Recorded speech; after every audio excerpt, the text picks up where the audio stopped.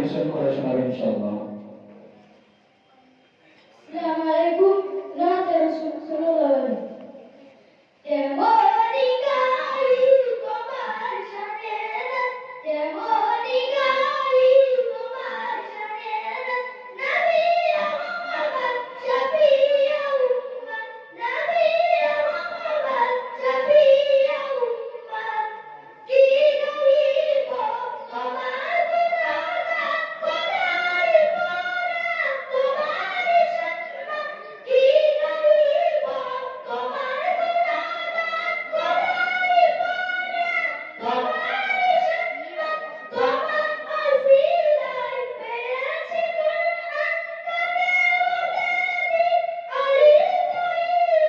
কাদের বেদি আলী তৈবা দেখেছো তুমি খোদার জান্নাত দেখেছো তুমি খোদার জান্নাত নবী মুহাম্মদ শফিউ উম্মত কেমনি গাই তোমার শানে কেমনি গাই তোমার শানে নবী মুহাম্মদ শফিউ উম্মত সাইফুদ্দিন আমিনের জীবনী একবার দিও গো নবী দিদার তোমার সাইফুদ্দিন আমিনের জীবনী একবার দিও গো নবী দিদার তোমার হাসর মাঠে করো শাফাআত হাসর মাঠে করো শাফাআত নবী মুহাম্মদ শফিউ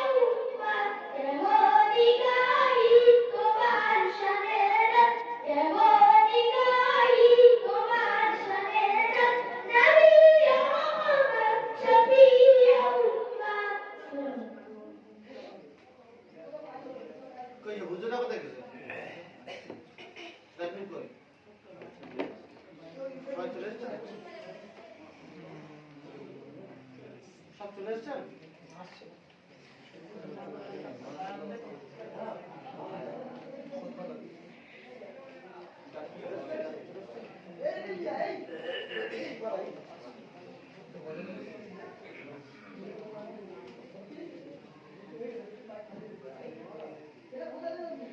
এরপর আরেকজন নাত রাসূল পরিবেশন করে ডেকে নেব মোহাম্মদ তরিকুল ইসলাম। সে আমাদের সম্মুখে আসবে, নাত রাসূল আমাদেরকে শোনাবে ইনশাআল্লাহ।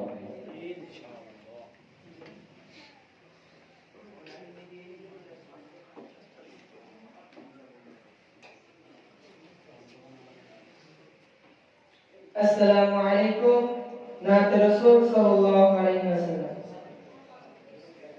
নবীজি আগমনে খুশির ধারা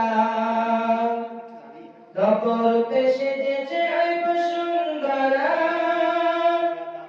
দলে দলে ফেরেশতারা আমিনা করে খুশির সদা তারা দেই অবিরাম আহলান সাহলান নবী আকরাম আহলান সাহলান নবী আকরাম নবীজি আগমনে খুশির ধারা নবরূপে সেজেছে আইব সুন্দরা নবীজি আগমনে খুশির ধারা নবরূপে সেজেছে আইব সুন্দরা দলে দলে ফেরেশতারা আমিনা করে খুশির সদা তারা দেই অবিরাম আহলান সাহলান নবী আকরাম আহলান সাহলান নবী আকরাম আহলান সাহলান নবী আকরাম আহলান সাহলান নবী আকরাম জান্নাতি মেহমান আমিন ঘরে যাকে ঘিরে বলবালা তাসিম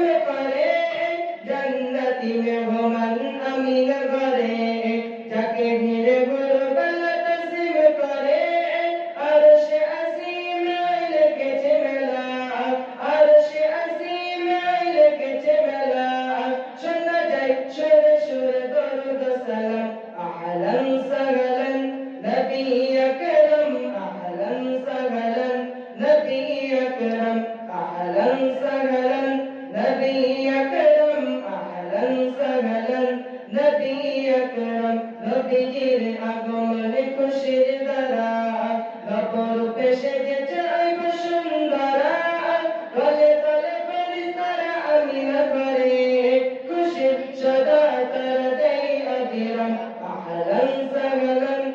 نبي أكرم أهلا سهلا نبي أكرم أهلا سهلا نبي أكرم أهلا سهلا نبي أكرم নুরানি হাসিতে যে মধু ঝরে যেই হাসি দেখে চাঁদ লুকিয়ে পড়ে নুরানি হাসিতে যে মধু ঝরে যেই হাসি দেখে চাঁদ লুকিয়ে পড়ে এমন নবী যার নেই তুলনা এমন নবী যার নেই তুলনা যার নামে শোনা যায় দরুদ সালাম আহলান সাহলান নবী আকরাম أهلا سهلا نبي أكرم أهلا سهلا نبي أكرم أهلا سهلا نبي أكرم نبي আগমন খুশির ধারায় নগর পেশে যেছে আইব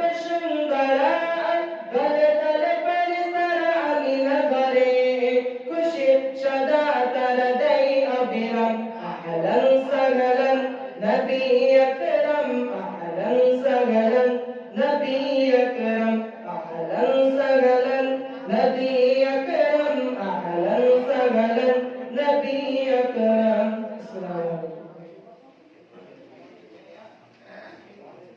আলহামদুলিল্লাহ আমাদের ভাই খুব সুন্দর নাত রাসূল পরিবেশন করেছেন তার জন্য দোয়া করব যেন আগামী দিন থেকে সুন্দর থেকে আরো সুন্দর আমাদের উপহার দিতে পারে এরপর আমি হাদর থেকে আমাদের মাদ্রাসার ছোট বাচ্চাকে একজন দেখে নিব আমাদের এখানে হাদর করার জন্য মোহাম্মদ সফিউল্লাহ সে আমাদের সম্মুখে আসবে এবং কোরআনের পাক থেকে কিছু অংশ হাদর আমাদেরকে শোনাবে ইনশাআল্লাহ মোহাম্মদ সফিউল্লাহ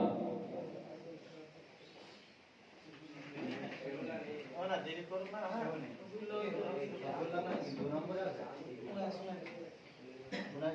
তো খারাপ করা ভাই যেটা পুরো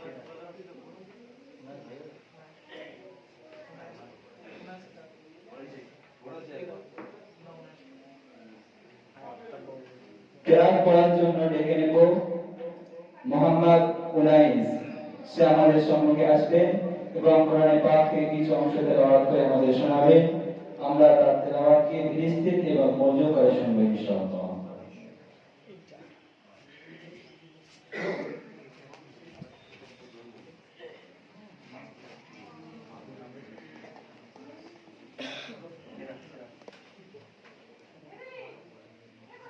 السلام عليكم ورحمة الله وبركاته أعوذ بالله من الشيطان الرجيم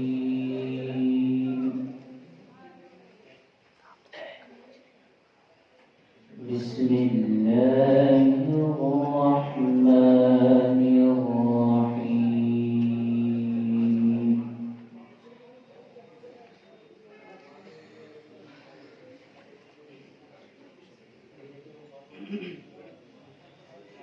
إن المتقين في جنات ونهر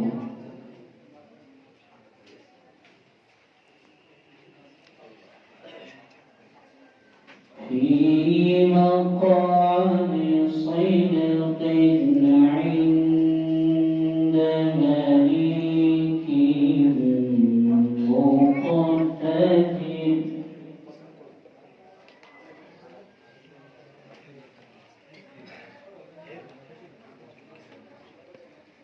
في مقعد صدق عند مليك مقتدر بسم الله الرحمن الرحيم الرحمن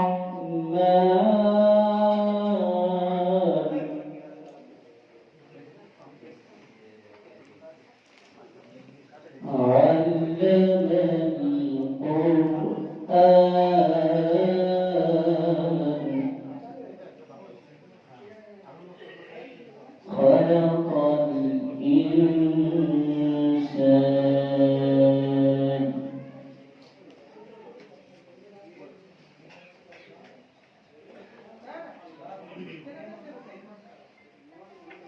بسم الله الرحمن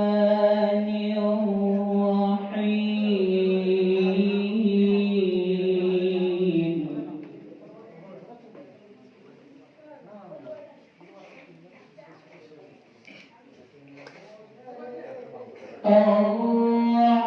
الرحمن علم القرآن خلق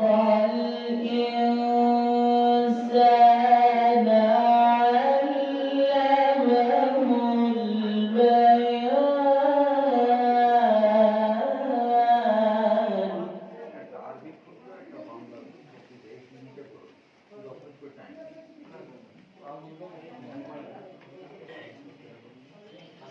الشمس والقمر بحسبان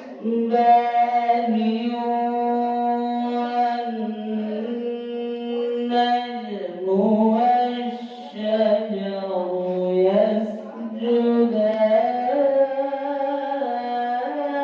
يسجدان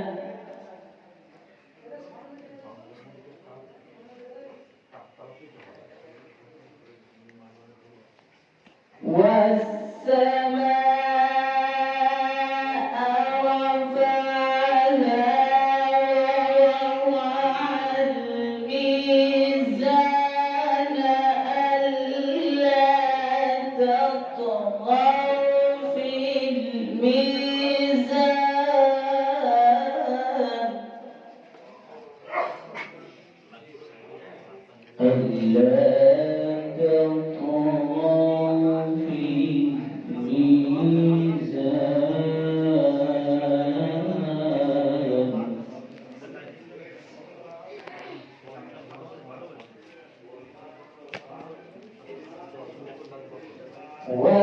وأقيموا الوزن بالقسط ولا تخسروا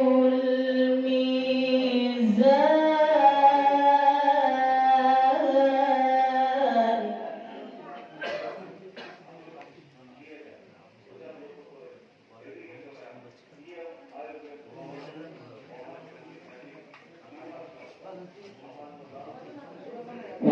وأقيموا الوزن بالقسط ولا تخسروا الميزان والأرض وضعها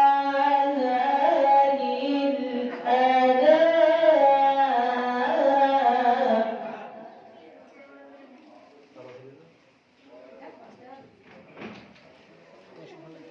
فيها فاكهة والنخل ذات الأكمام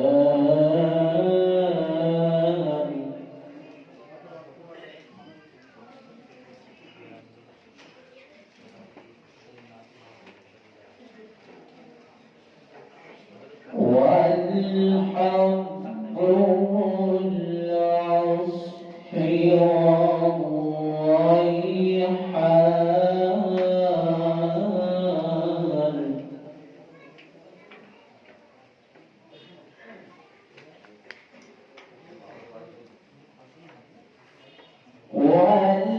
والحب العصف والريحان فبأي آلاء ربكما تكذبان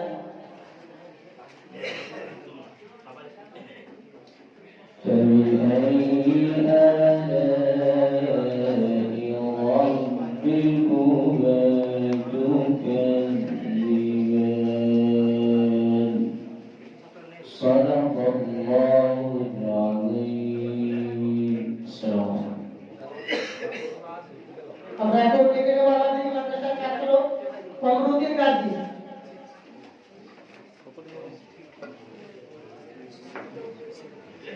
আমাদের সম্মানীয় মেহমান যারা এসে পড়েছেন মাদ্রাসায়, বিশেষভাবে তাদেরকে অনুরোধ করব আপনারা আমাদের মুতাদ্দিনের তৃতীয় তালে যেখানে প্রোগ্রাম হচ্ছে আপনারা চলে আসুন। আমি প্রোগ্রাম চলছে, আপনারা চলে আসুন।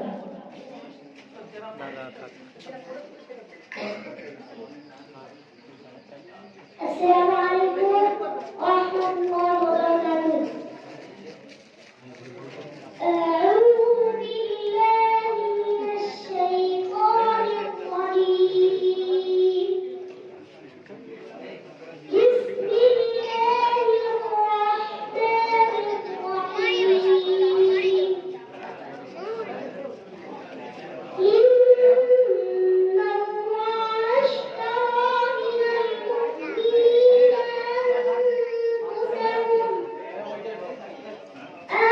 أنفسهم وأموالهم بأن لهم الجنة يقاتلون في سبيل الله فيقتلون ويقتلون وعلن عليه حقا في التوراة والإنجيل والقرآن ومن أوفى بعهده من الله فاستبشروا ببيعكم الذي بايعتم به وذلك هو الفوز العظيم. التائبون العابدون الحامدون السائحون الراكعون الساجدون الآمرون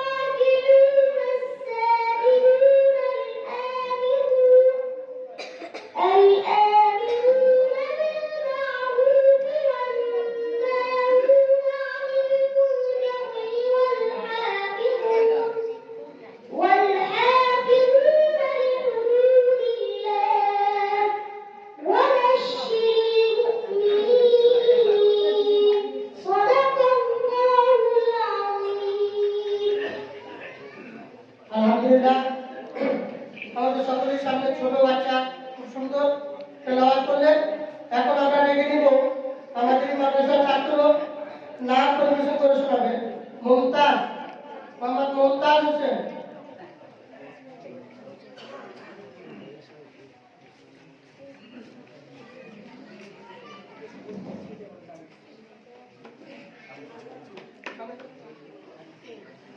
السلام عليكم ورحمة الله وبركاته. मुझे को फवालो मुसाफिर न समझो, मैं आया नहीं हूँ, बुलाया गया हूँ। मुझे को फवालो मुसाफिर न समझो, मैं आया नहीं हूँ, बुलाया गया हूँ। कि मेहमान बना कर सताया गया हूँ, कि मेहमान बना कर सताया गया हूँ। मैं रोया नहीं हूँ, रुलाया गया हूँ। खुदा जाने कैसी है मेजबानी, 72 पियासों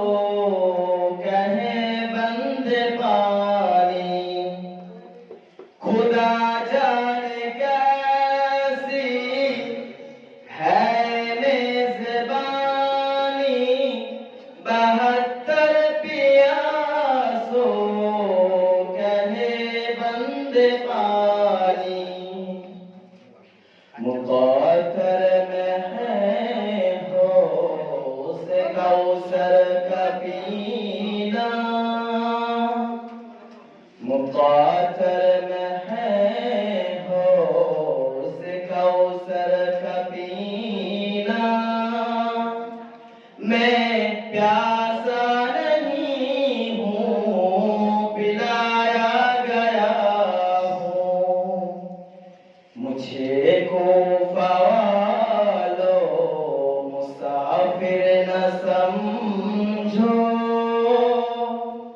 मैं आया नहीं हूँ बुलाया गया हूँ झुका था जो सर बारेगाहे खुदा में वही सर कलम हो गया करबला में झुका था जो सर बारेगाहे खुदा में वही सर कलम हो गया करबला में शहादत की मंजिल को पाया है मैंने शहादत की मंजिल को पाया है मैंने मैं मुर्दा नहीं हूँ जिलाया गया हूँ मुझे कोफ़ा वालो मुसाफिर न समझो मैं आया नहीं हूँ बुलाया गया हूँ मैं आया नहीं हूँ बुलाया गया हूँ रोया नहीं हूँ रुलाया गया हूँ प्यासा नहीं हूँ पिलाया गया हूँ मुर्दा नहीं हूँ जिलाया गया हूँ अस्सलाम वालेकुम। আলহামদুলিল্লাহ আমাদের মাদ্রাসার ছাত্র খুব সুন্দর নাচ রসুল পড়ে শোনালো সকলে দোয়া করুন ইনশাআল্লাহ তার জন্য এখন আপনাদের সম্মুখে আরবিতে বক্তব্য রাখবে মোহাম্মদ সানোয়ার পরে তৈরি থাকবে বাংলা বক্তব্যের জন্য এই ইংরাজি বক্তব্য বাংলা বক্তব্যের জন্য আবু সাঈদ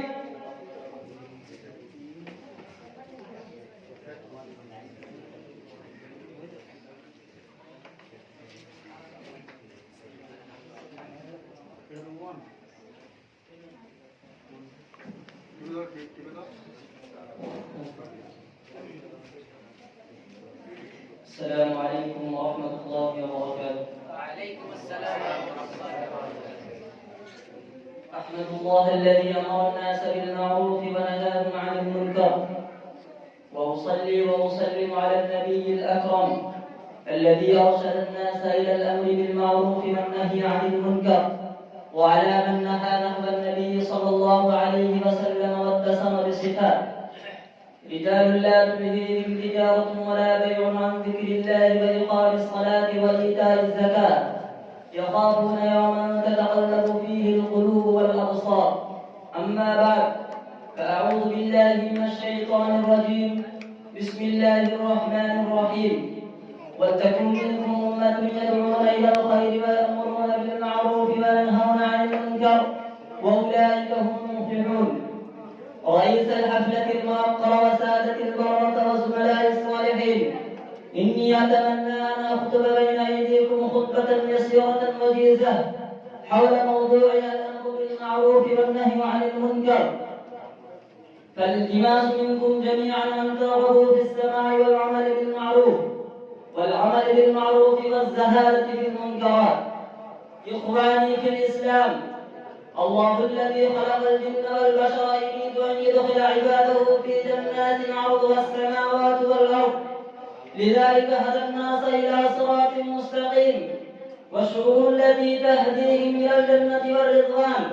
فقال تعالى في القرآن المجيد: ولتكن منكم أمة يدعون إلى الخير ويأمرون بالمعروف وينهون عن المنكر وأولئك هم المفلحون. إن هذه الآية تدل على أن المسلمين يجب عليكم أن يشكلوا فئة خاصة تأمر بالأمور الصالحات والخيرات وينهاهم عن المنكرات والفواحش والذنوب الكبيرة والصغيرة.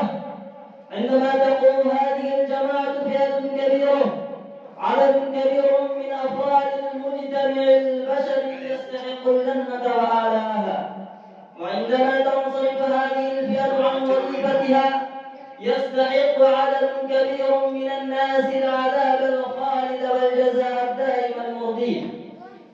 ألا تعلمون أن أبرز صفات المؤمنين والمؤمنات أنهم يأمرون بالمعروف إذا وجدوا الفرصة، وأنهم يأمرون بالمعروف إذا وجدوا الفرصة، وينهون عن المنكرات والفواحش إذا منحوا الوقت لهذا العمل الجليل، كما ذكر الله تعالى في كتابه الخالد الباقي إلى يوم القرار.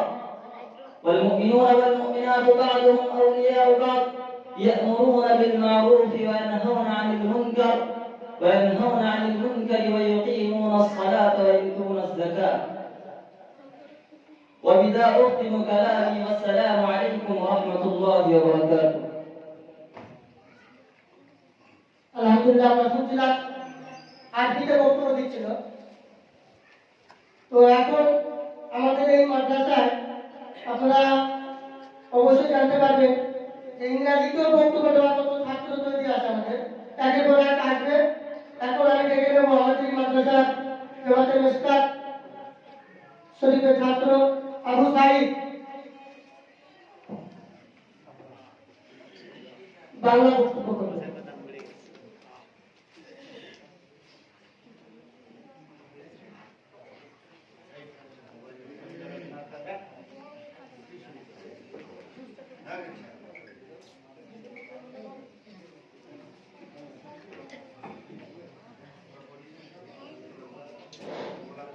السلام عليكم ورحمة الله وبركاته. الحمد لله وحده والصلاة والسلام على من لا نبي بعده. فأعوذ بالله من الشيطان الرجيم. بسم الله الرحمن الرحيم. أن اشكر لي ولوالدي. صدق الله العظيم. وقال النبي صلى الله عليه وسلم: هما جنتك أو نارك أو كما قال عليه الصلاة والسلام.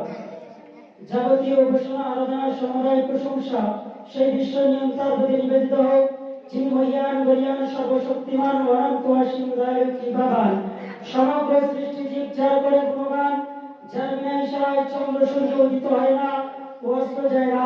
ভক্তি ভালোবাসায় সহিত করি তার প্রশংসা হামদ সানা। সকলে আমরা সমাধি বন্ধ বলি আলহামদুলিল্লাহ।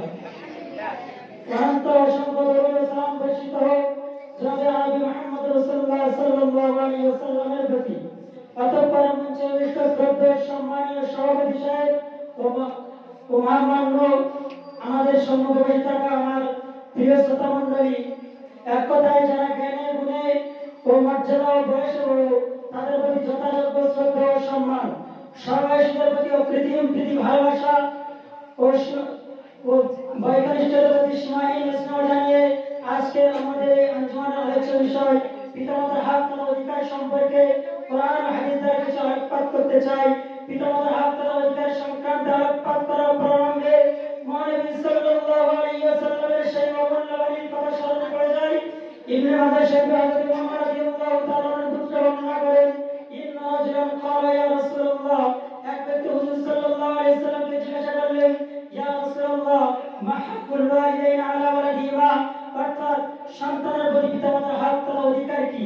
তখন হুজুর সাল্লাল্লাহু আলাইহি ওয়াসাল্লাম বলেন, ক্বালা রাসূলুল্লাহ সাল্লাল্লাহু আলাইহি ওয়াসাল্লাম হুমা জান্নাতু, উত্তর হুজুর সাল্লাল্লাহু আলাইহি ওয়াসাল্লাম বললেন, তারা উভয় তোমার জন্য জান্নাত, অর্থাৎ তাদের আনুগত্য ও সেবায় আপনার জান্নাত নামক স্থান পাওয়া যায়।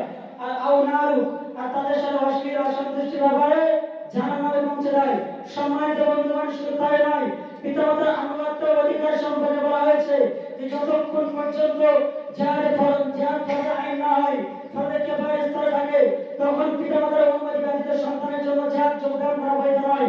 দৃষ্টান্ত স্বরূপ বুখারী শরীফে আব্দুল্লাহ ইবনে ওমর রাদিয়াল্লাহু আনহু বর্ণনা করেন, قال রাসূলুল্লাহ সাল্লাল্লাহু আলাইহি ওয়াসাল্লাম ইন্নী উরিদুল জিহাদ। যেই ব্যক্তি হুজুর সাল্লাল্লাহু আলাইহি ওয়াসাল্লাম নিকট জিহাদের অনুমতি নেওয়ার জন্য উপস্থিত হয়, قال রাসূলুল্লাহ সাল্লাল্লাহু আলাইহি ওয়াসাল্লাম আহাইয়ুন আবাইকা। উত্তর হুজুর সাল্লাল্লাহু আলাইহি ওয়াসাল্লাম বললেন, তোমার পিতামাতা জীবিত আছে কি? قال نعم। সে ব্যক্তি বললেন, জিহাদ জীবিত আছে। قال রাসূলুল্লাহ সাল্লাল্লাহু আলাইহি ওয়াসাল্লাম, হুজুর পাক সাল্লাল্লাহু আলাইহি ওয়াসাল্লাম উত্তর বললেন, ফাফিহিমা ফাজাহিদ। তাহলে যাও তুমি তাদের খিদমত ও সেবায়ত্ত নিয়োগ করে জিহাদ করো, অর্থাৎ তাদের সেবায়ত্তের মাধ্যমে তুমি জিহাদের সওয়াব পেয়ে থাকবে। সুবহানাল্লাহ। সরকার সাল্লাল্লাহু আলাইহি ওয়াসাল্লাম পিতামাতার মর্যাদা কতই উচ্চ স্থান দিয়েছেন। পক্ষান্তরে দুনিয়ার বুকে আল্লাহ সুবহানাহু ওয়া তাআলার ইসলাম ও তার উত্তম নিদর্শন হলো পিতামাতার সমাজ জীবনে সন্তানের প্রতি সর্বাপেক্ষা অনুগ্রহ পিতামাতারই। এজন্য আল্লাহ সুবহানাহু ওয়া তাআলা পবিত্র কোরআনে স্বীয় কৃতজ্ঞ শুকরিয়া আদায় করার সঙ্গে সঙ্গে পিতামাতার হক করা অধিকার আদায় করার কথা সুস্পষ্ট এবং কঠোরভাবে নির্দেশ দিয়েছেন। আনিশকুরলি সূরা লোকমানের 14 নম্বর আয়াতে বলা হয়েছে, আনিশকুরলি আল্লাহ সুবহানাহু ওয়া তাআলা বলেছেন তোমরা আমার শুকরিয়া আদায় করো, ওয়ালিদাইক এবং তোমার পিতামাতারও শুকরিয়া আদায় করো। উল্লেখিত আয়াতে প্রমাণিত হয়েছে আল্লাহ সুবহানাহু ওয়া তাআলার ইবাদত ঘোষণার পর পিতামাতার আনুগত্য অধিকার সর্বাধিক গুরুত্বপূর্ণ। সম্মানিত বন্ধুগণ, শুধু তাই নয়, মুসলিম শরীফের একটি হাদিসের পক্ষে সাক্ষ্য দেয়, আন আবি হুরায়রা রাদিয়াল্লাহু আনহু قال قال رسول الله صلى الله عليه وسلم। হযরত আবু হুরায়রা রাদিয়াল্লাহু আনহু বর্ণিত, তিনি বলেন রাসূলুল্লাহ সাল্লাল্লাহু আলাইহি ওয়াসাল্লাম বলেছেন, রাগিমা আনফুহু, ওই ব্যক্তি হতভাগ্য লজ্জিত অবস্থ। কিলা মান ইয়া রাসূলুল্লাহ, হুজুর পাক সাল্লাল্লাহু আলাইহি ওয়াসাল্লামকে জিজ্ঞাসা করা হলো, কে আমার হতভাগ্য লজ্জিত অবস্থ? قال رسول الله صلى الله عليه وسلم من أدرك والديه عند الكبر أو أحدهما ثم لم يدخل الجنة। উত্তর হুজুর সাল্লাল্লাহু আলাইহি ওয়াসাল্লাম বললেন, ওই ব্যক্তি হতভাগ্য লজ্জিত অবস্থ যে নিজের পিতামাতাকে বৃদ্ধ অবস্থায় অথবা তাদের দুজনের মধ্যে কাউকে বৃদ্ধ অবস্থায় পেল আর জান্নাত কামিয়ে নিতে পারল না, সেই ব্যক্তি হতভাগ্য লজ্জিত অবস্থ। ভাগ্যের পরিহাস, বর্তমান যুগে পিতামাতাকে যারা দাস দাসীর ন্যায় ব্যবহার করা হচ্ছে, এমনকি অনেক বড় বড় নগণ্য জঘন্য নামধারী শিক্ষিত ব্যক্তি পিতামাতার পরিচয় দিতে বোধ করে। উদাহরণস্বরূপ, এক শিক্ষিত ব্যক্তি বিদেশে চাকরি করেন, কারণবশত বৃদ্ধ পিতা পুত্রের সঙ্গে সাক্ষাৎ করতে যান। অন্যান্য চাকরিদার জিজ্ঞাসা করলেন, হু ইজ হি, অর্থাৎ এই ব্যক্তিকে। তখন পুত্রকে উত্তর দিচ্ছে, শুনুন, he is here our servant, অর্থাৎ এই ব্যক্তি হলো আমাদের বাড়ির একজন চাকর। বড় দুঃখের ও পরিতাপের বিষয়, সৃষ্টির সেরা মানব পিতামাতার মতো অমূল্য সম্পদকে আজও ছিল না। তাই মহান আল্লাহ সুবহানাহু ওয়া তাআলা পবিত্র কোরআনে সূরা বনী ইসরাঈলের 23 এবং 24 নম্বর আয়াতে সন্তানের প্রতি কতিপয় কিছু ইতিবাচক এবং নেতিবাচক ভঙ্গিতে কঠোর নির্দেশ দিয়েছেন। আল্লাহ তা'বুদু ইল্লা ইয়াহু, আল্লাহ সুবহানাহু ওয়া তাআলা বলেছেন তোমরা আমার ইবাদত করো এবং ওয়াবিল ওয়ালিদাইনি ইহসানা, তোমার পিতামাতার সহিত নরম ও ভদ্র ব্যবহার করবে। দ্বিতীয় নির্দেশ দিয়েছেন ফালা তাকুল লাহুমা উফিন, অর্থাৎ তাদের কথায় তোমরা উফ শব্দ উচ্চারণ করো না। তৃতীয় নির্দেশ দিয়েছেন লা তানহার, তাদেরকে ধমক দেবে না, অর্থাৎ তাদেরকে নিপীড়ন নির্যাতন উৎপীড়ন ধিক্কার দেবে না। চতুর্থ নির্দেশ দিয়েছেন আকুল লাহুমা কাওলান কারীমা, তাদের সহিত সম্প্রীতি ভালোবাসার সহিত নরমসার কথা বলবে। পঞ্চম নির্দেশ হলো পিতামাতার জন্য খোদার দরবারে ব্যাকুল চিত্তে প্রার্থনা করে, কুর রব্বি রহমহুমা কামা রাব্বায়ানি সগীরা, তুমি বলো হে করুণাময়, তোমার করুণা তাদের প্রতি বর্ষণ করুন যেমন তারা শৈশবকাল থেকে নিয়ে আজ পর্যন্ত কত যত্ন স্নেহ মায়া মমতা দিয়ে আমাদেরকে লালন পালন করেছেন। অবশ্যই তিরমিজি শরীফের একটি হাদিস বলে আমার বক্তৃতা সমাপ্ত হবে ইনশাআল্লাহ। قال رسول الله صلى الله عليه وسلم, আল্লাহ নবী সাল্লাল্লাহু আলাইহি ওয়াসাল্লাম বলেছেন, রিদার রব্বি ফি রিদাল ওয়ালিদাইন, অর্থাৎ পিতামাতার সন্তুষ্টিতে আল্লাহ সুবহানাহু ওয়া তাআলা সন্তুষ্ট, ওয়া সাখতুর রব্বি ফি সাখতিল ওয়ালিদাইন, আর পিতামাতার সন্তুষ্টিতে আল্লাহ সুবহানাহু ওয়া তাআলা সন্তুষ্ট। অতএব আসুন আমরা সকলে খোদার দরবারে ব্যাকুল চিত্তে প্রার্থনা করি, হে আল্লাহ আমাদের সকলকে পিতামাতার সেবা যত্ন ও তাদের অধিকার আদায় করার তৌফিক দান করুন। এবার আমার বক্তব্য এখানে সমাপ্ত হলো। আলহামদুলিল্লাহ, খুব সুন্দর কথা বলছিল। সময় স্বল্পতার কারণে তার বক্তব্যকে এখানে ইতি করতে হয়েছে। আপনাদের সম্মুখে আমাদের আসাদুল্লাহ তারাও কথা বলবেন। কোরআন ও হাদিসের জ্ঞান গরিমা দিয়ে আমরা সকলে শ্রবণ করব। এখন আমি ডেকে নেব আমাদেরই মাদ্রাসার একজন ছাত্র মোহাম্মদ শাকিল খান, ইংরাজি বক্তব্য শোনাবেন। এরপরে আলহামদুলিল্লাহ আমাদের মেন প্রোগ্রাম, আপনারা সকলে জানেন ছাত্রদের আমাদের মাদ্রাসা ইসলামিয়া শরিয়া আঞ্জুমান তাহসিনুল বায়ানের বার্ষিক অনুষ্ঠান এখানে কালকে শুরু হয়েছে প্রোগ্রাম। তো এখন পর্যন্ত প্রোগ্রাম শেষ হয়ে কিছুক্ষণের মধ্যে শেষ হবে ইনশাআল্লাহ। আমাদের উস্তাদরা একেবারে আসবেন এবং তাদের কথা আমাদেরকে শোনাবেন, আমরা দৃষ্টিভাবে শুনবো। এখন ইংরাজি বক্তব্য শোনাবেন। السلام عليكم ورحمة الله وبركاته. الحمد لله رب العالمين، والصلاة والسلام على نبيه محمد سيد المرسلين وعلى آله وصحبه أجمعين. أما بعد. May praise be to Allah, the Creator of the worlds, and peace and blessings be upon His Prophet Muhammad sallallahu alaihi wasallam, the head of all messengers, upon his family and all his companions. My respected elders and friends, it is a great favor of Allah Ta'ala that He has made us Muslims and made us among the Ummah of the Prophet Muhammad sallallahu alaihi wasallam. Allah has granted us the best and the easiest deen, so that we can lead our entire lives according to the commands of Allah Ta'ala and in the manner shown to us by Prophet Muhammad sallallahu alaihi wasallam. Dear audience, I have been given the honor to speak some words about introduction of Islam before you. May Allah give us tawfiq to follow the teachings of Islam in all aspects of life.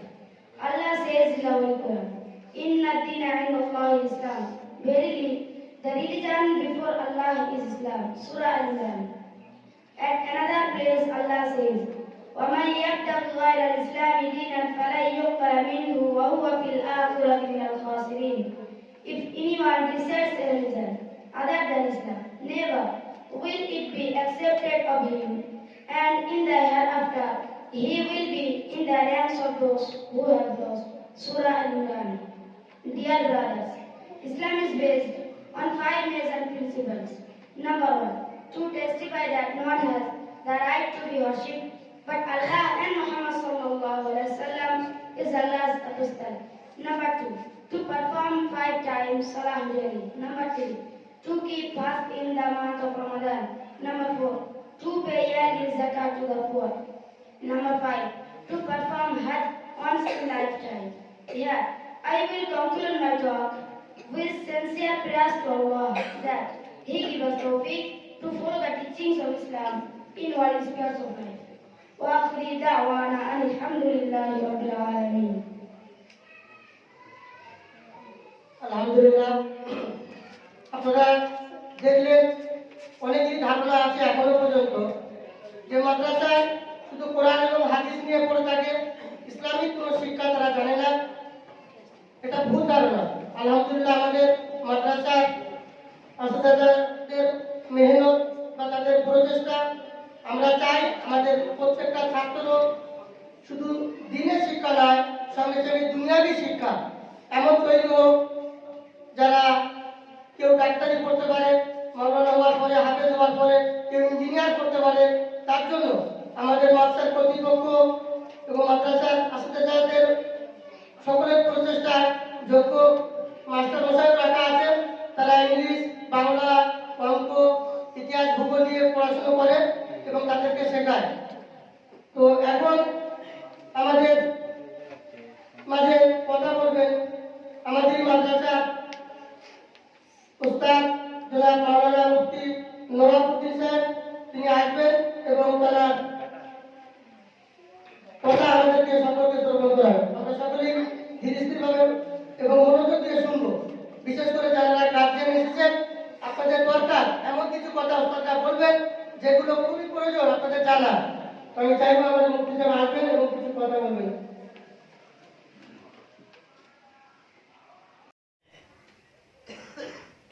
আসসালামু السلام عليكم ورحمة الله وبركاته. أعوذ بالله من الشيطان الرجيم. بسم الله الرحمن الرحيم. يرفع الله الذين آمنوا والذين أوتوا العلم درجات. وقال الله تعالى: هل يستوي الذين يعلمون والذين لا يعلمون. وقال الله تعالى: وعلم آدم الأسماء كلها. সর্বোপরি কৃতজ্ঞতা জ্ঞাপন করি সেই মহান করুণাময় দয়াশীল আল্লাহ পাক রব্বুল আলামিনের দরবারে, জানার অযাচিত অনুকম্পা ও দয়া যে তিনি আমাদের সবাইকে তার মনোনীত ও পছন্দনীয় ধর্ম ইসলামের ছায়াতলে আসার তৌফিক দিয়েছেন। আমরা সবাই মিলে আলহামদুলিল্লাহ।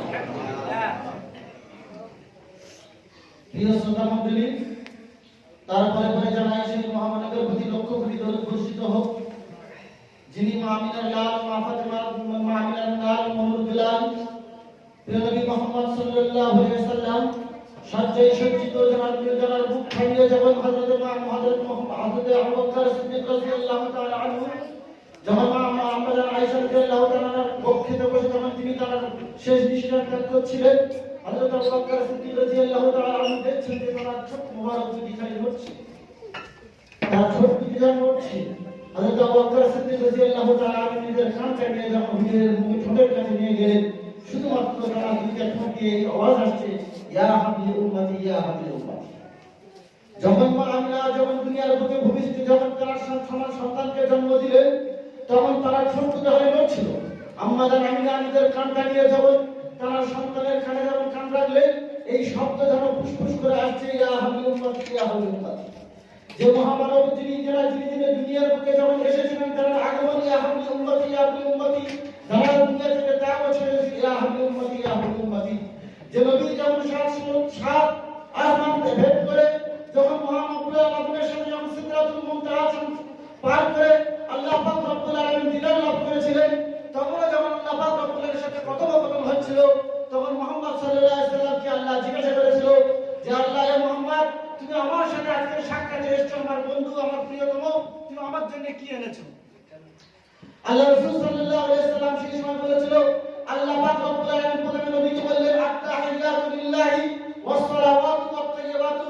নবী আল্লাহ পাক রব্বুল আলামিনকে উপঢৌকন দিচ্ছে, হাদিয়া দিচ্ছে, হে আল্লাহ, আমি দুনিয়ার বুকে আপনার জন্য নিয়ে এসেছি আত-তাহিয়াতু ওয়াস সালাওয়াতু ওয়াত তাইয়্যিবাতু, সমস্ত রকমের দৈহিক ইবাদত, মৌলিক ইবাদত এবং সমস্ত রকমের মৌখিক ইবাদত যা কিছু আছে আমি আপনার জন্য এনেছি।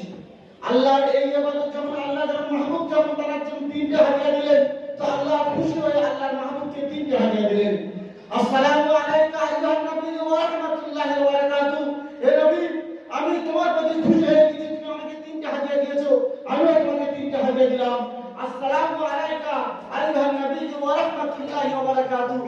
আমার ইমাম আবু হানিফা রাহমাতুল্লাহি আলাইহি ক্লাসে ঢুকে ক্লাস করছে, কারণ মা কি করলেন, বাইরে থেকে আস্তে আস্তে আসলো, এসে ইমাম আবু ইউসুফ রহমাতুল্লাহ কানটা আচ্ছা কায়দা করে ধরে, তোমাকে আমি পাঠিয়েছি ধোপা ঘাটে আর তুমি এসেছো এই পুরো ক্লাসে। আমি তোমাকে পাঠিয়েছি ধোপার ঘাটে ইনকাম করার জন্য, তুমি এই পুরো ক্লাসে কি করছো, ক্লাস করতে আসছো। সেখানে যা কিছু বলা বললো, আমি একজন বিধবা নারী, আমার সংসার চালাতে অসুবিধা হয়, তোমাকে পাঠিয়েছি, তুমি আমার ছেলে হও, কিছু উপার্জন করবে, টাকা পয়সা কিছু হবে, সংসারের কাজে আসবে, তুমি করছো এখানে ক্লাস করছো, তুমি বকবি করবে, কান ধরে বাইরে বার করে নিয়ে আসবে। ইমাম আবু হানিফা রাহমাতুল্লাহ তখন সেই মহিলাকে বললেন, ইয়া সালিহা, এই ভাগ্যবতী নারী, দাঁড়াও, একটু দাঁড়িয়ে যাও, সমস্যা কি বলো। খুলে বললেন, এই অবস্থা এই অবস্থা। তখন আবু হানিফা রাহমাতুল্লাহ আলাইহি বললেন, তুমি যাকে নিয়ে যাচ্ছ, এই ইউসুফ আমার কাছে শিক্ষা করার কারণে একে আল্লাহ যে মর্যাদা সে মর্যাদা তুমি জানো না। আল্লাহ একে উচ্চ শিখরে একদিন পৌঁছাবে, আর এই শিক্ষার বদৌলতে, আমার দরজা বসার বদৌলতে আল্লাহ একে এই জামানার বড় ইমাম বানাবে। কি বললেন ইমাম আবু হানিফা, ইমাম আবু ইউসুফ রাহমাতুল্লাহ আলাইহি বললেন। মা সাধারণ মহিলা কি বুঝবে, বুঝে আসবে না কথা। ইমাম আবু ইউসুফ তারাও বুঝে আসবে না কথা। মা তারপরেও কথা না শুনে ফের বাচ্চাকে কান ধরে কি বাইরে নিয়ে চলো, বাড়ি চলো, এসব কথা বুঝে আসছে না, বাড়ি চলো, ইনকাম করতে হবে, এখন টাকা বুঝে আসে, প্রয়োজনটা বুঝে আসছে, ওসব কথা বুঝে আসে না, সারাদিন যদি না স্বাভাবিক না। তখন আবু হুসাইন আমাদের ইমাম আবু হানিফা রাহমাতুল্লাহ বললেন, আচ্ছা ঠিক আছে, মেন সমস্যা তো এটা না, টাকার সমস্যা, তাই তো? আচ্ছা বলো, তোমার বাচ্চা কত টাকা ইনকাম করে, একদিনে কত টাকা ইনকাম হয়, সেখানে যাওয়ার জন্য সে কত টাকা ইনকাম করবে, নির্দিষ্ট একটা সে টাকা বলে দিল।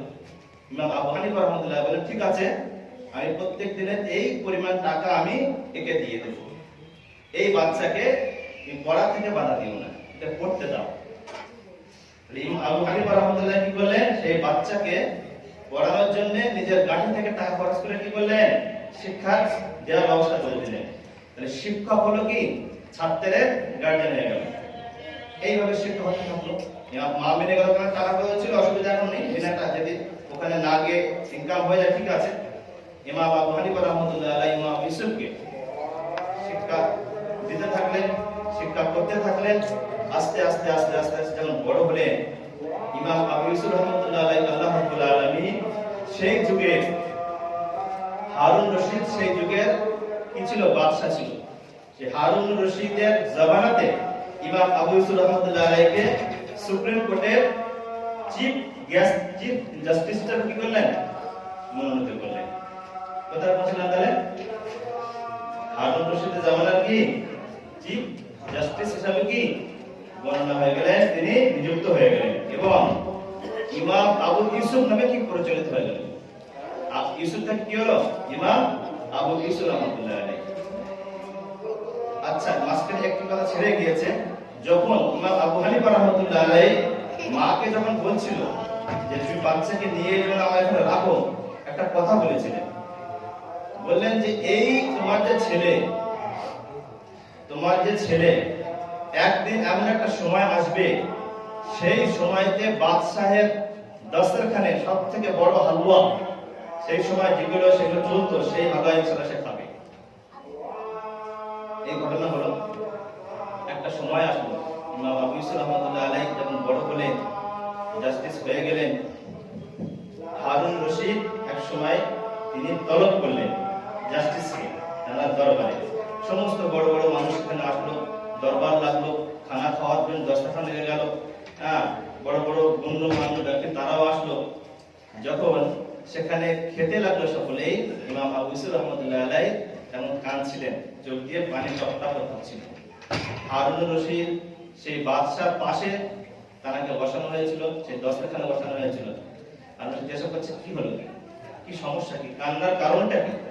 কিন্তু বলেছিলেন যে আমি এতিম ছিলাম, আমার মা ছিল বিধবা, আর তখন আমি শিক্ষা করার জন্য যখন আমি আমার শিক্ষকের কাছে গিয়েছিলাম, আমাকে শিক্ষার জন্য আমার মা আমাকে কান ধরে ডেকে আনছিল, আর শিক্ষক তখন আমাকে বলেছিল এই তোমার আবু ইউসুফকে একদিন আল্লাহ রাব্বুল আলামিন বাদশাহের দস্তরখানে খাওয়ানো হবে এবং ওই হালুয়া খাওয়ানো হবে। আজ আমি যখন দেখতেছি সেম জিনিস আমার পাত্রিকায় আছে, আমার দস্তরখানে আছে, তার জন্য আমাকে চোখে পানি বাইরে হচ্ছে, আমার চোখে অশ্রু হচ্ছে। সেই ইমাম আবু হানিফা রাহমাতুল্লাহ আলাইহি শিক্ষক ইমাম আবু ইউসুফ রাহমাতুল্লাহ আলাইহিকে নিজের খরচে, নিজের টাকা দিয়ে শিক্ষা করিয়ে তাকে কোথায় পৌঁছেছিলেন, উচ্চ শিক্ষায় পৌঁছেছিলেন। ঘটনা আমাদের এটা মেন বোঝানো ছিল না, ঘটনা মেন অন্য ছিল। এবার আসুন মেন ঘটনাতে। ইমাম আবু ইউসুফ রাহমাতুল্লাহ আলাইহিকে জিজ্ঞাসা করা হলো যে আপনাকে আল্লাহ রাব্বুল আলামিন এই মর্যাদাতে কেন এত মর্যাদাবান করলো, আপনি এই মর্যাদা আসলে কিভাবে হয়েছে, কারণটা কি?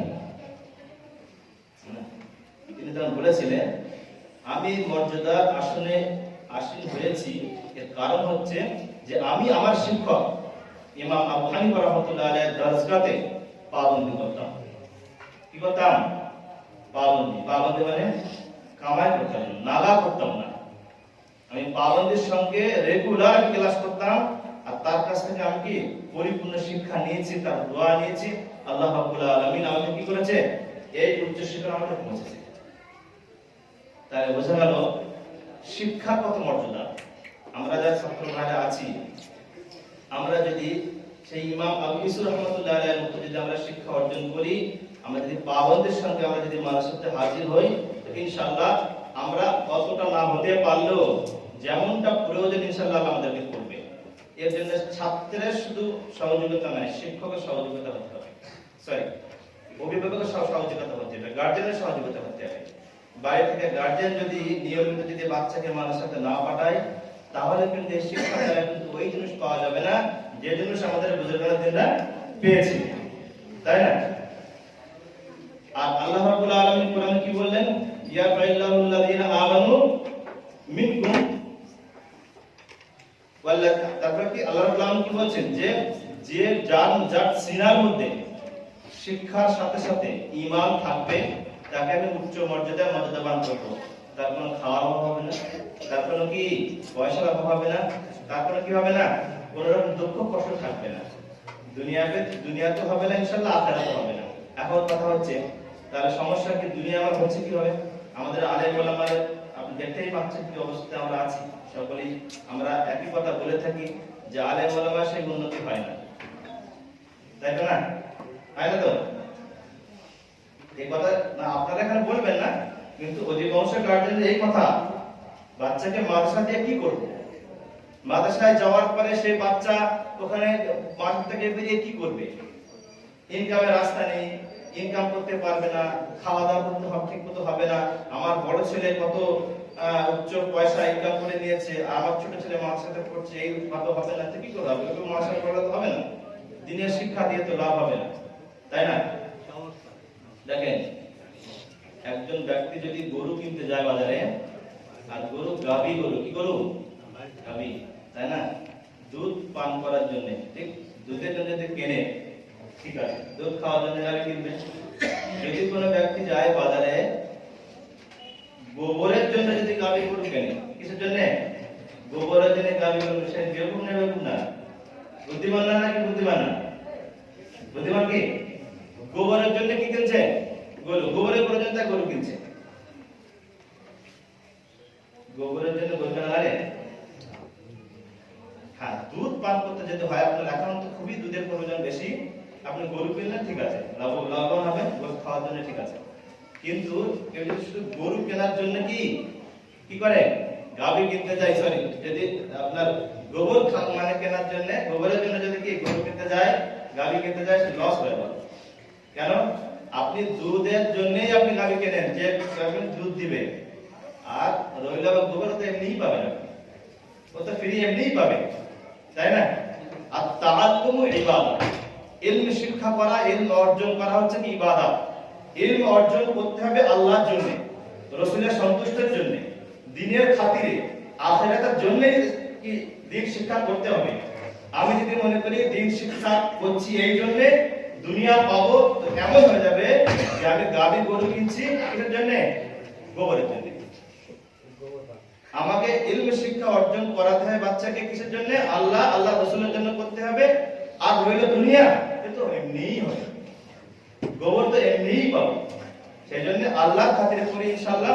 আর যেরূপ ভাবে আল্লাহ রাব্বুল আলামিন বলেছেন, নবী সাল্লাল্লাহু আলাইহি ওয়াসাল্লাম শিখিয়েছেন, আমাদের বুজুর্গরা যেভাবে শিখিয়েছেন সেইভাবে যদি আমরা করি, তো ইনশাআল্লাহ যে সমস্ত ফজিলত বলা হয়েছে পরিপূর্ণই পাবো। আর যদি সেই অনুপাতে না হয়, তাহলে কিন্তু সেইভাবে কিন্তু আমরা কোনো পাবো না। আর তখনই প্রশ্নটা আসবে যে আলেম হয়ে মৌলবী হয়ে ফায়দা হচ্ছে না। আল্লাহ রাব্বুল আলামিন আমাদেরকে শোনার থেকে বেশি বেশি করে আমল করার তৌফিক দান করুন। ওয়া আখিরু আলহামদুলিল্লাহি রাব্বিল আলামিন। আলহামদুলিল্লাহ, মুফতি সাহেব ভালো কথা বলছিলেন। যে কথাগুলো বললেন, আল্লাহ পাক রব্বুল আলামিন আমাদের প্রত্যেককে আমল করার তৌফিক দান করুন, আমিন। এরপরে আমাদের সম্মুখে কথা বলবেন আমাদের মাদ্রাসার উস্তাদ জনাব মাওলানা আফতাবউদ্দিন সাহেব।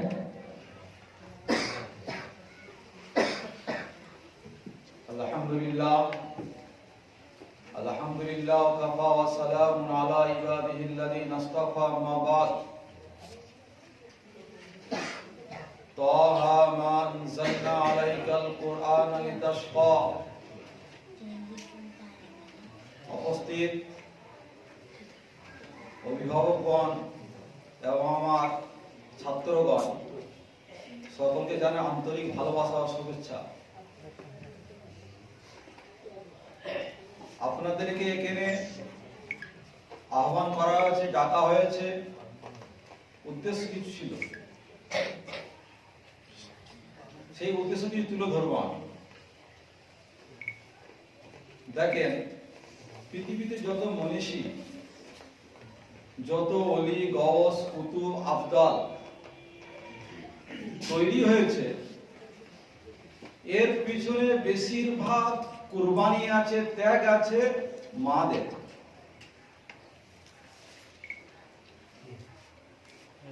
এর পিছনে কুরবানি আছে, ত্যাগ আছে মা। মারা যদি শিক্ষিতা হয়, ক্ষুধাভীরু হয় এবং কোরআন হাদিসে যদি এলেম থাকে, তার ছেলেটাকে সঠিকভাবে পরিচালনা করতে পারবে। কেন একটা পিতা সে সকালবেলা বাড়ি থেকে বের হয়ে কাজের জন্য রওনা হয়ে যায় আর রাত্রেবেলা আসে,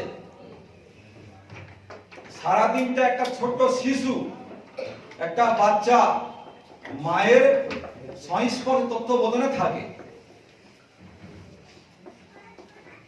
বাপের বেশি সময় দিতে পারে না, মারাই সময় দিতে পারবে।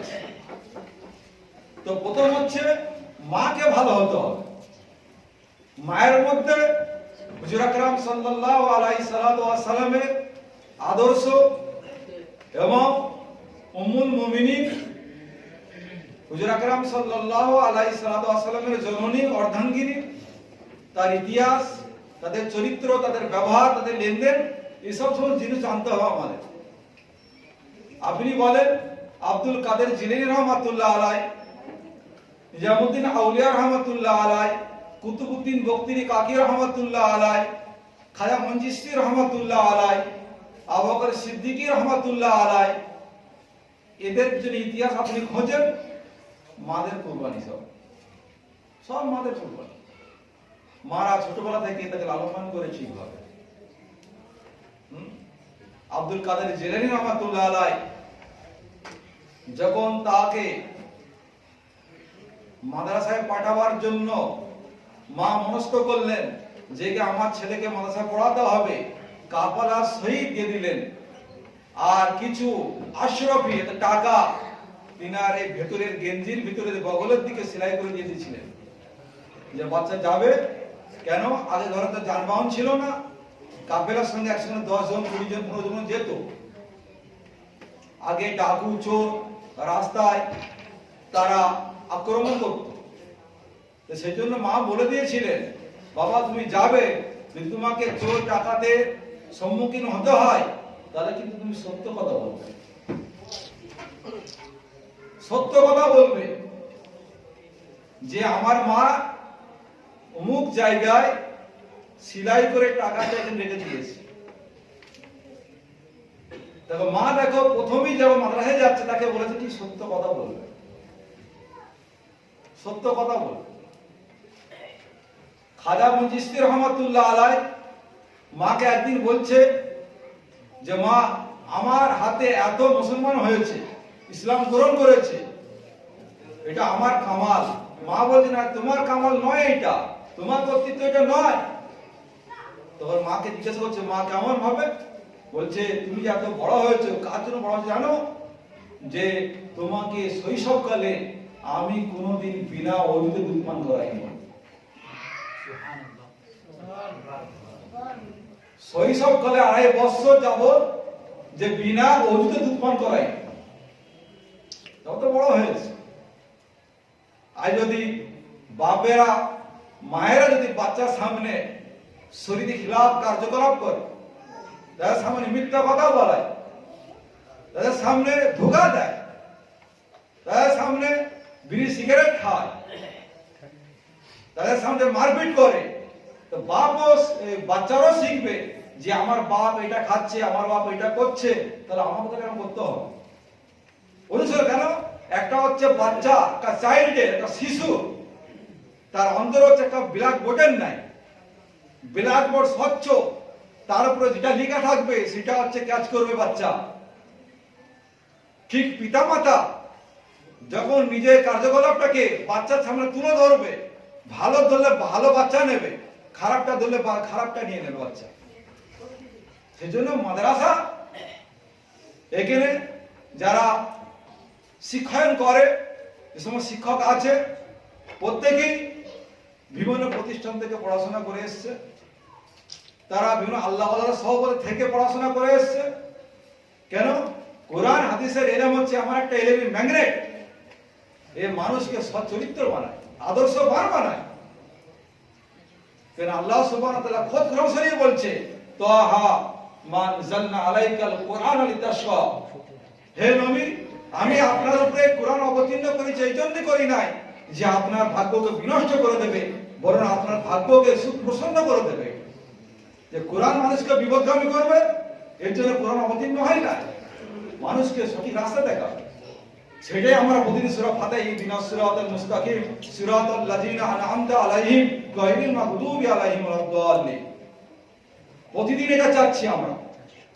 আর এখন বর্তমান কালে ইহুদি নাসারারা, খ্রিস্টানরা বিভিন্ন রকম শিক্ষা প্রতিষ্ঠান তৈরি করে আজকের এই মুসলমানদের ছেলেদের নিয়ে কি করছে, তাদের কৃষ্টি কালচার, তার সংস্কৃতি, তার থিওরিতে শিখাচ্ছে তাদের।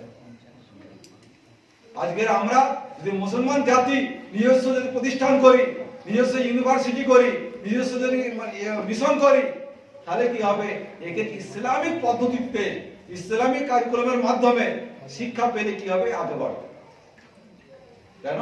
ইহুদি খ্রিস্টানরা আজকে যাচ্ছে মুসলমানদের ঈমানকে হরণ করার জন্য, আমাদের টাকা নিয়ে, আমাদের অর্থ নিয়ে, আমাদের সম্পদ নিয়ে তাদের কাছে ঠেলে দিচ্ছি বাচ্চাদেরকে। আমরা কি আমাদের এইটুকুনি সামর্থ্য হয় না যে আমরা কিছু নিজেরাই অর্থ দিয়ে একটা নিজেরা মিশন করি, নিজেরা একটা স্কুল করি, করে সেখানে ইসলামিক বিবাহের মাধ্যমে, ইসলামিক চর্চার মাধ্যমে, সংস্কৃতির মাধ্যমে শিক্ষা দেব? এরকম কি হয় না আমাদের? এরকম চেতনা আমরা জাগে না? কবে জাগবে এগুলো? তো সেই জন্য আমাদের উচিত যে কোরআন হাদিসকে শেখার জন্য যে প্রতিষ্ঠান আছে, বর্তমানে আকাবিরা যে সমস্ত মাদ্রাসা করেছে, এই মাদ্রাসা কোরআন হাদিস শিক্ষা হয়, যে শিক্ষা মানুষকে আদর্শবান বানাবে, সচ্চরিত্রবান বানাবে। হুজুর আকরাম সাল্লাল্লাহু আলাইহি সাল্লাম এই শিক্ষা ব্যবস্থা নিয়ে এসেছিলেন। কোরআনের শিক্ষা তো আসল শিক্ষা, আর এর বাইরে যেগুলো আছে কোনো অ্যাডিশনাল কি আছে, এগুলো অ্যাডিশনাল সাবজেক্ট এগুলো, কিন্তু কোরআন হচ্ছে কমন সাবজেক্ট এটা। তো সেই জন্য আমাদের যে সমস্ত গার্জেন এসেছেন এখানে, সকলকে আমার আবেদন, মাদ্রাসায় বাচ্চাদের পড়াবেন, এর ফিউচার আপনিও জানেননি, আমিও জানিনি, বাপরা ভাবে এর ফিউচার কি হবে, এর ভবিষ্যৎ কি হবে, এর মুস্তাকবিল কি হবে, এর পেশেন্ট গুই কি হবে আমরা জানি না। কিন্তু শিক্ষাতে মাল অর্থ আসে না। যদি এরকম হতো তাহলে প্রতিটি যারা শিক্ষিত তারা চাকরি পেত, তারা কি অর্থশালী হতো, সম্পদশালী হতো। কিন্তু শিক্ষার সঙ্গে অর্থ কোনো সম্পর্ক নেই। আল্লাহ সুবহানাহু ওয়া তাআলা একটা অজ্ঞকে, নিরক্ষরকেও আল্লাহ তাআলা টিপ দিয়েও কোটি কোটি ইনকাম করতেছে, আর তার তত্ত্বাবধানেতে হাজারো শিক্ষিত লোক কাজ করতেছে। এই নয় যে আমার ছেলেকে মাদ্রাসা দিলে যে ফকির হয়ে যাবে, ঠিক আছে, টাকা ইনকাম করতে পারবে না, এটা কোনোদিন মনে করবেন না। কেন? খালিক ইন্নাল্লাহু ওয়া রাসাকুল যুল কুওয়াতিল মাতিন, আল্লাহ সুবহানাহু ওয়া তাআলা রিজিক দেনেওয়ালা মালিক। সেজন্য আল্লাহর উপরে ভরসা করে ছেলে কোরআন শিক্ষা দেবেন, আদর্শবান বানাবেন। কেন? আল্লাহ সুবহানাহু ওয়া তাআলা ওয়া ইয়াত্তাকিল্লাহা ইয়াজআল লাহু মাখরাজা, যে আল্লাহকে ভয় করে চলবে আল্লাহ সুবহানাহু ওয়া তাআলা তার রাস্তাসমূহ খুলে দেবে। ইয়ারযুকুম লা ইয়াহতাসিব, আল্লাহ তাকে এমন ভাবে রিজিক দেবে সে গুমান করতে, ধারণা করতে পারবে না। এজন্য প্রতিটি অভিভাবকের কাছে আমার আবেদন, গার্জেনের আবেদন, যেন প্রত্যেকেই কোরআন হাদিসের শিক্ষা শিখাবেন। আপনি স্কুলে পড়ান, বিএড করান, ইঞ্জিনিয়ার পড়ান, ছোটবেলায় খাস করে আপনার ছেলে কোরআন হাদিস শিক্ষা দেবেন। একটা এক্সাম্পল শেষ করবো, আমি শেষ করব যে দেখেন, যদি খালি পেটে আপনি মূলো খান না, তারপর যদি পুলুয়া, কুরমা, বিরিয়ানি, যত ভাত খান না, কিন্তু তারপরে ঢেকুরটা উঠবে, এই মূলো ঢেকুর উঠবে, কিন্তু ওই পুলুয়া বিরিয়ানি ঢেকুর উঠবে না, এই মূলো ঢেকুর উঠবে। ছোটবেলায় চাইল্ড অবস্থায়, শিশু অবস্থায়, শৈশবকালে যদি আপনি কোরআন হাদিসে ইসলামী যে আকীদা, যে থিওরি যে আছে, যদি আপনি এগুলো শিক্ষা দিতে পারেন, তার পরবর্তীকালে এই হাজারো খ্রিস্টান, ইহুদি খ্রিস্টান প্রচলনের দিকে না কেন, এ কিন্তু পদস্খলন হবে না, অনুগে যাবে না। না, ছোটবেলা আমার মা তো এরকম শিক্ষা দিয়েছে। এই জন্য আমরা প্রত্যেকের কাছে আবেদন, রিকোয়েস্ট, যে আমরা প্রত্যেকটা নিজের বাচ্চাদেরকে ছোটবেলায় কোরআন শিক্ষা দেবো ইনশাআল্লাহ, সকলে। আর আমাদের দেখেন রমজান মাসেও বাচ্চাদের কিছু রাখা হয়, ছাত্রদেরকে রাখা হয় কিছু, যাতে হেঁটে ছেলে আছে তাদের সুষ্ঠু পরিষেবার মাধ্যমে তাদেরকে দেখভাল করা হয়, আল্লাহর মধ্যে দেওয়ার চেষ্টা করবো ইনশাআল্লাহ। তো সেই জন্য যারা হেফজে পড়ে তারা থাকার চেষ্টা করবে। আর কিছু অসুবিধা হলে ইনশাআল্লাহ ফোন করবেন আমাকে, কোনো অসুবিধা নেই। কেন, মানুষের ভুল হয় অনেক, ঠিক আছে? তো সেই হিসাবে মাদ্রাসায় ধরা আছি, তো অনেক ভুল ত্রুটি হয়। তো প্রত্যেকটা গার্জেনের কাছে আমি মাফি চাচ্ছি, যে আগামীতে যাতে করে ভালো পরিষেবা দিতে পারি এবং আপনাদের পঠনপাঠীতে লক্ষ্য রাখতে পারি, চেষ্টা করবো ইনশাআল্লাহ। কেন, এটা হচ্ছে আমাদের হচ্ছে খারিজি মাদ্রাসা, ঠিক আছে, আনগভর্নমেন্ট এইটা, সেই জন্য কোনো অনুদান সরকার তরফ থেকে আমরা নিই না, যা আছে জনগণের মাধ্যমেই আছে আমাদের। সেই জন্য সবার কাছে আমি বলবো, প্রত্যেকেই যে যেটুকু পারে, রমজান মাস আসছে, সহযোগ করবে ইনশাআল্লাহ। আল্লাহ সকলকে এর উপরে আমাদের তৌফিক দান করুন। আমাদের সামনে এখন আমাদের হুজুর, খুবই মুরব্বী হুজুর। আচ্ছা, এখন গতকালকে যে আমাদের আঞ্জুমান হয়েছিল, সেই আঞ্জুমানেতে সমস্ত বক্তৃতা রেখেছিল, নাতের ওষুধ পাঠ করেছিল এবং ইংলিশ যে বক্তৃতা রেখেছিল, আজম ছিল, বিভিন্ন প্রতিযোগিতার মাধ্যমে ফার্স্ট, সেকেন্ড, থার্ড যারা হয়েছে, একটা তো এর ফলাফল তো আছে, সেই ফলাফলটা এখন বিধান করা হবে। আমরা সকল ধীরে ভাবে বসবো এবং সেইগুলো শুনবো ইনশাআল্লাহ। আমাদের ছাত্রদের যে প্রোগ্রাম ছিল, কয়েকটি বিষয় ছিল, যেমন কেরাত, গজল, আরবি, বাংলা বক্তব্য, ইংরেজি বক্তব্য, হজর এবং দোয়া। যে সমস্ত ছেলেরা ফার্স্ট, সেকেন্ড, থার্ড এবং তৃতীয় নম্বর স্থান অধিকার করেছে, তাদের প্রাইজ মাদ্রাসার পক্ষ থেকে বিতরণ করা হবে। আমাদেরই সন্তান যারা এখানে শিখেছে, এই 1 বছর তার খরচ, তার ফল তারা পাবে। আমরা আমাদের সঙ্গে এখনই এই প্রোগ্রাম, প্রাইজ বিতরণ প্রোগ্রাম এখনই শুরু হবে। তো আমরা প্রথমে ডেকে নেব যারা কেরাত বিভাগে ফার্স্ট, সেকেন্ড, থার্ড হয়েছে তাদেরকে। কেরাতে আমাদের এই প্রোগ্রামে ফার্স্ট হচ্ছে ওমর ফারুক। আমি দেখো সে এখানে আসবে এবং এই প্রাইজটি আমাদের মাদ্রাসার শিক্ষক মেশকাত জমাতের ছাত্র এই প্রাইজটি তুলে দেবে আমাদের মাদ্রাসার শিক্ষক মুফতি আব্দুল হাদি সাহেব। ওমর ফারুক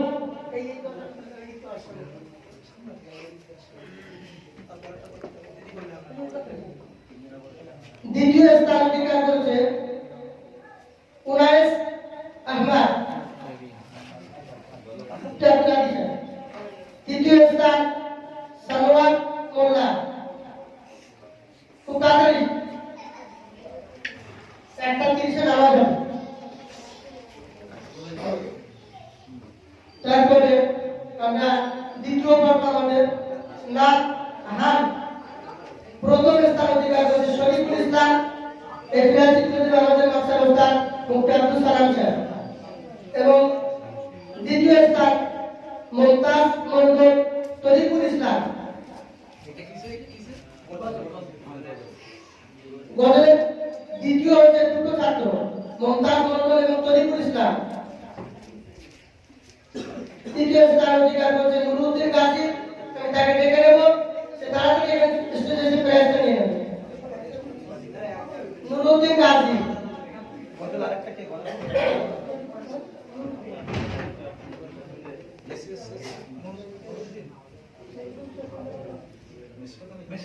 মেশকাত শরীফের ছাত্র নুরুদ্দিন।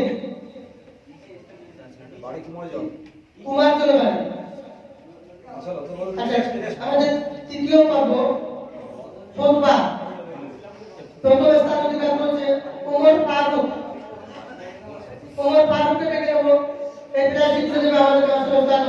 সালাউদ্দিন সাহেব। দ্বিতীয় স্থান অধিকার করেছে সারওয়ার আহমদ। তৃতীয় স্থান অধিকার করেছে আবু সাইদ।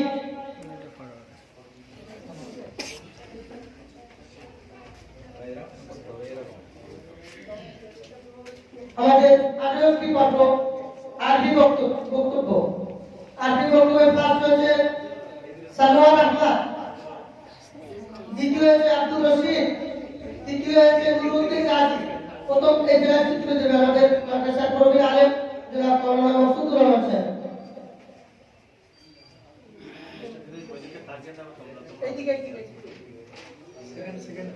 সেকেন্ড হচ্ছে আব্দুর রশিদ, তৃতীয় হচ্ছে নুরুদ্দিন গাজী। আর নুরুদ্দিন গাজীকে বদল ছিল।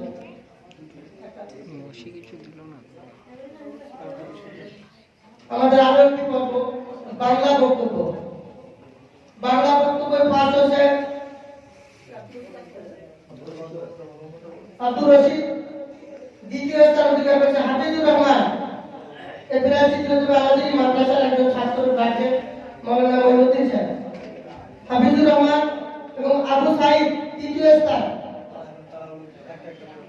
হাফিজুর রহমান তৃতীয় স্থান।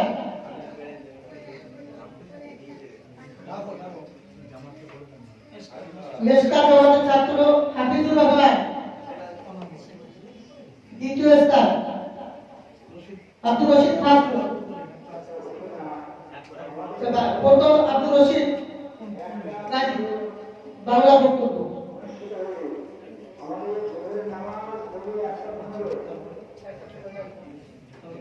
দ্বিতীয় স্থান অধিকার হাফিজুর রহমান।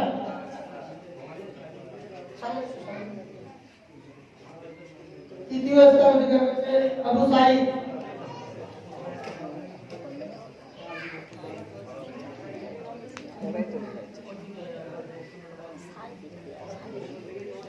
আরবি বক্তব্য আব্দুর রশিদ তৃতীয় হয়েছে। দোয়া একটা পর্ব ছিল বিষয়। এই দোয়ায় ফার্স্ট হয়েছে আবুজার গাজী, দ্বিতীয় হয়েছে মসজিদুল মোল্লা, তৃতীয় হয়েছে নূর আলম। এই প্রায় চিত্র দেবে আমাদের মাদ্রাসার হাফিজ আব্দুর রউফ সাহেব।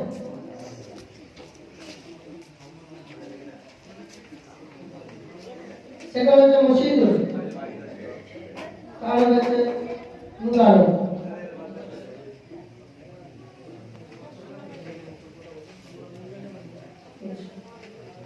হবে পরে শুনিয়েছিল যে সমস্ত ছেলেরা, তাদের মধ্যে প্রথম স্থান অধিকার করছে কামরুদ্দিন গাজী। আমাদের মাদ্রাসার উস্তাদ মুফতি আব্দুল সালাম সাহেব। সেকেন্ড পজিশন হচ্ছে দুজনা, শফিউল্লাহ মোল্লা এবং তাজরিন গোলদার, দুজনা সেকেন্ড পজিশনে আছে। তৃতীয় পজিশনে আছে সেলিম মোল্লা।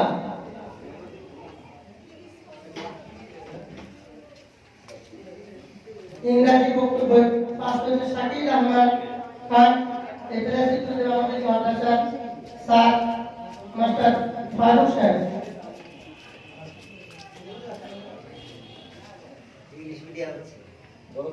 ইংলিশ বক্তব্য ফার্স্ট হয়েছিল সেটা।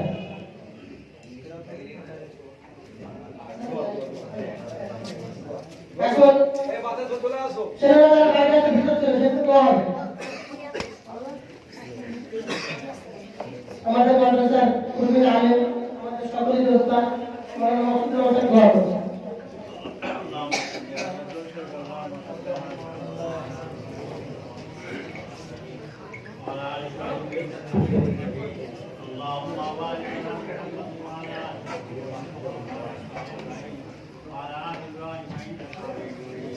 اللهم آمين. الحمد لله رب العالمين والصلاة والسلام على سيد المرسلين. لا إله إلا الله الحي الكريم. سبحان الله رب العرش العظيم. الحمد لله رب العالمين. لا حول ولا قوة إلا بالله. لا ملجأ ولا منجا من الله. الله لا إله اللهم إنا نسألك من خير ما سألك منه نبيك محمد صلى الله عليه وسلم ونعوذ بك من شر ما استعاذك منه نبيك محمد صلى الله عليه وسلم وأنت المستعان وعليك البلاغ ولا حول ولا قوة إلا بالله. اللهم صل على محمد كلما ذكر الذاكرون وصل على محمد كلما غفر الغافرون لا حول ولا قوة إلا بالله. اللهم بارك لنا في الموت وفيما بعد الموت يا أكرم الأكرمين يا أكرم الحاكمين দয়া করে মেহেরবানি করে এতক্ষণ ধরে যে যিনি কথা হয়েছে মাওলা আমাদের উম্মায়ে হযরত যে সমস্ত কথা বলেছে মাওলা এর উপরে সকলে যেন আমরা আমল করতে পারি মাওলা। আয় মাওলা করে যে সমস্ত মায়েরা এখানে উপস্থিত হয়েছে মাওলা দিনের মধ্যে তুমি তাদের নাম তুমি আয় মাওলা করিম তাদের সন্তানকে তুমি দিনের লাইনে তুমি হেফাজত করে সাথে দিনের লাইনে তাদের যুক্ত করে দাও মাওলা। আয় মাওলা করিম আমাদের সর্বরকমের আপাত বিভাগ বস্তু থেকে উদ্ধার করো মাওলা। আয় মাওলা করিম আমাদের সন্তানকে হেফাজত করো মাওলা। রুজি রোজগার বরকত দান করো, দিনে ইলম বরকত দান করো। আয় মাওলা করিম আমাদের সর্বরকমের বিপদ থেকে উদ্ধার করো সারা বিশ্বের মুসলিম আলমের জান মাল আমাদের ইজ্জতকে হেফাজত করো। আমাদের আত্মীয় স্বজন তুমি আদম আলাইহিস সালাম থেকে এই পর্যন্ত যারা দুনিয়াতে চলে গেছে মাওলা তাদের সকলকে তুমি ক্ষমা করে দাও মাওলা। মাফ করে দাও মাওলা। এই মজলিসাতি আমাদের আত্মীয় স্বজন যে কবরস্থান আছে তাদেরকে তুমি ক্ষমা করে দাও মাওলা। আয় মাওলা করিম বিশেষ করে আমাদের পাঁচ ওয়াক্ত নামাজ সকলকে পড়া তৌফিক দাও। রব্বানা যালামনা আনফুসানা ওয়া ইন লাম তাগফির লানা ওয়া তারহামনা لنكونن من الخاسرين. اللهم صل على محمد النبي الأمي وبارك وسلم تسليما كثيرا كثيرا. سبحان ربك رب العزة عما يصفون وسلام على المرسلين والحمد لله رب العالمين.